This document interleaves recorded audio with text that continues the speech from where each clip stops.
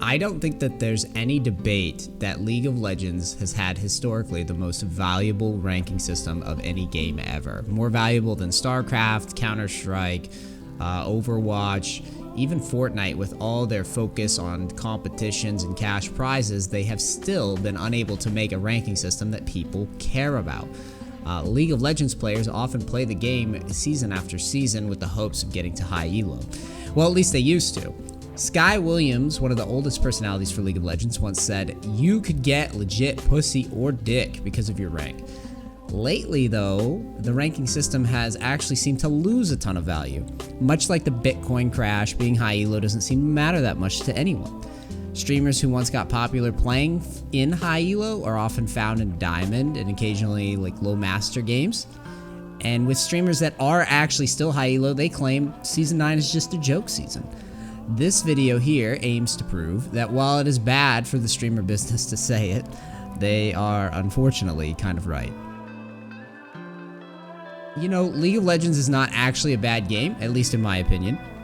Balance is not terrible despite what some top laners repeatedly try to say about it. There are a ton of things in place to make every role carry in solo queue at least, so long as you pick a champion that can do well and are a bit more malleable.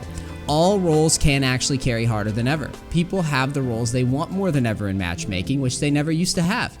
We have replays now and resources galore to come up with our own in-game identity.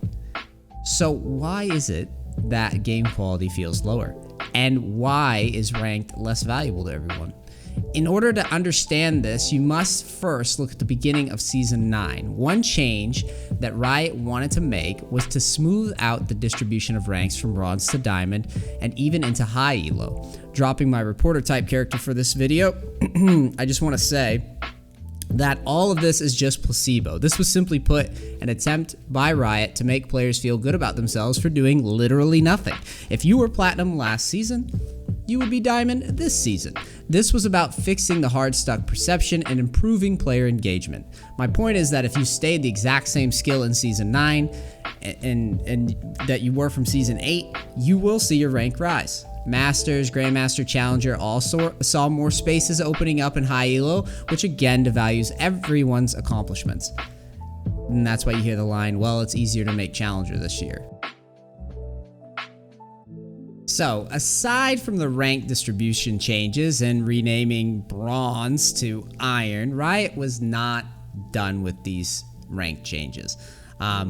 In high elo games, for example, matchmaking was now made looser, which meant that a wider array of skill would be present in the highest levels of play, which in turn makes the result of the game more about who doesn't belong there, than rather who is having a good match. Season 9 was also the season where Riot would address the dreaded autofill problem when people are put into roles, or forced into roles that they don't play. There was a specific role ranking system launched that would allow you to pick whatever role that you wanted and get ranks according to those roles, which sounds awesome, right? Except the system was quickly overturned once people demonstrated that when they weren't on their highest ranking role, they were less likely to try. So in the short term, game quality was ruined on the ladder. So now imagine the start of Season 9, right? You've got a bunch of new divisions opening up in the ladder, from the lowest possible elos to the highest. The early season was flooded with players spamming games. Players rushed to fill those slots. But despite Riot saying that they would aggressively be demoting players even after the positional rankings were removed, the damage was already done. There are people now with thousands of games in high elo that cemented their MMR early on when the season was still starting out as janky as it was. So this year you have many Diamond players taking up spots in Grandmaster and Challenger more than ever because they play a lot rather than playing to win, because Riot simply refused to give a proper ranked reset. And all of this reinforces that belief, that justified belief that Season 9 does not matter that much. And toxicity is at an all-time high in Season 9. And I hate to use that word, but it's a word that Riot championed into the culture by placing such an emphasis on trying to clean up the internet with the time of Riot Lite. Riot, though, has realized over time that toxicity sells and gets views, so they have actually accepted it. They accept it by showcasing Tyler 1 at major events. They accept it by not policing their game in high elo. People brag about having multiple accounts banned, but nothing happens. I have caught multiple streamers leaving live games in front of thousands of their fans, but culturally it's so acceptable to be an asshole now that even posts with hard evidence that I have created are defended because Riot has conditioned their players to think that it's fine. So, you have a ranking system where the distribution is all over the place.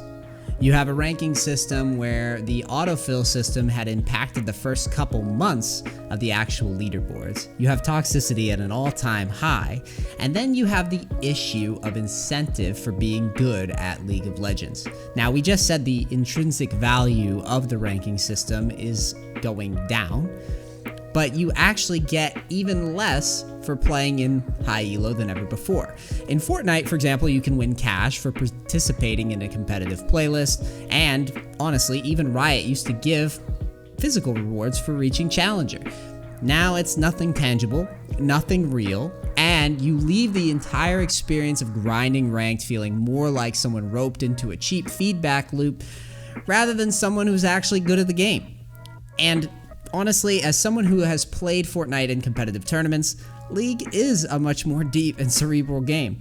The knowledge really takes effort, study, and discipline to overcome these ranked hurdles. There are a lot of reasons that Riot can give us for these problems cropping up, but a lot of it is simply just lip service. The real reason all of this is happening to the game right now is complacency. Teamfight tactics has taken up a bunch of space in the spotlight and at Riot Games, and it's, in my opinion, just a cash grab. It's nowhere near as big in depth as LoL is, and it has no mechanics. But Riot needs that new shiny thing to sell.